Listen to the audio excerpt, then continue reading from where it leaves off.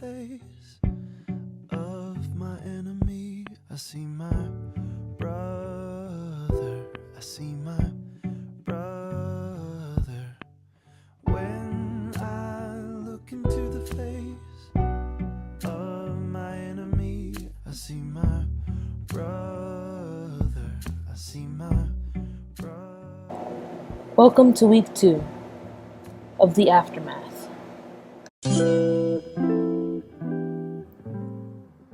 Around this time last year, I was speaking at a girl's home. I was speaking on forgiveness and how God forgives us and how we should forgive others. And for the first time, I shared about my father. When I was younger, my parents got divorced. And when I got a little bit older, we found out that my father had been arrested and was going to go to prison for a few years. It was difficult, but at the same time, I didn't really understand what was going on. I lived my years kind of on autopilot, just filling in where I could, having to grow up a little bit earlier than others, but it was what I was used to. When I was in middle school, my father got released from prison and my life kind of turned upside down. I wasn't the little girl that I once was, that he once knew, and he sure wasn't the strong father figure that I once looked up to. Things were different. Well, I shared this story at the girls' home, and I kind of just figured that I'd do my part. And after I was done, one of the girls came up to me, and I didn't really know her that well at the time. So it meant a lot to me that she came up. And she goes to me, "Miss Tiffany, I want to forgive my father." And she goes on to tell me how she had been abused, raped, kidnapped at the age of 13. And her father abandoned her and played no beneficial role in her life. And I looked at her kind of perplexed, like, why would you want to forgive your father for all the things that he's done to you? You have every right to hate him. But she told me if I could forgive my dad and if God could forgive us, then she can forgive her father. And I was totally taken back by that. So I told her if she could forgive her dad, then I would forgive mine.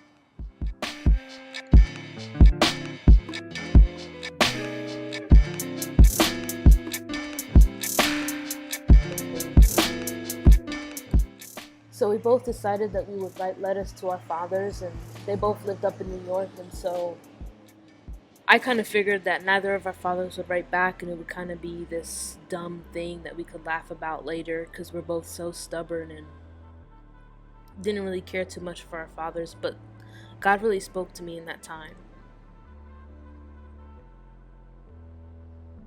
How could all those years of pain, anger, bitterness, resentment, confusion, frustration, how could all of those years be worth it for a moment?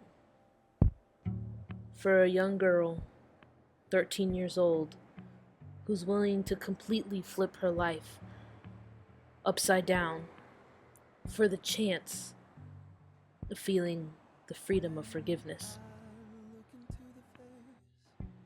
Suffering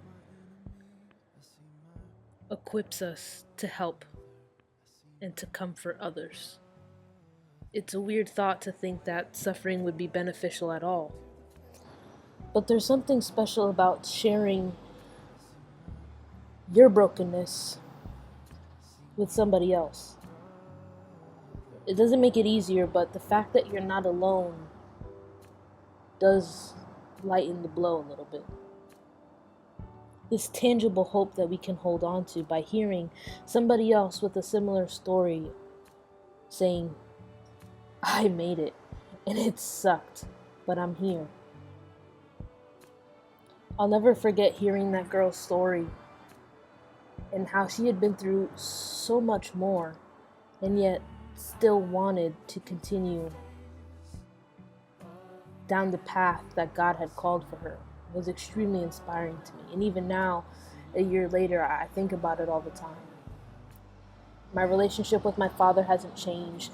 The years that went by that I had no father haven't changed. But somehow, I have a new perspective. 2 Corinthians 1, 3-5 says, "All praise to God, the Father our Lord Jesus Christ. God is our merciful Father and the source of all comfort. He comforts us in all our troubles so that we can comfort others. When they are troubled, we will be able to give them the same comfort God has given us. For the more we suffer for Christ, the more God will shower us with his comfort through Christ." That's why in week 2 we learned that suffering equips us to help others, to comfort others. Into the face of my enemy, I see my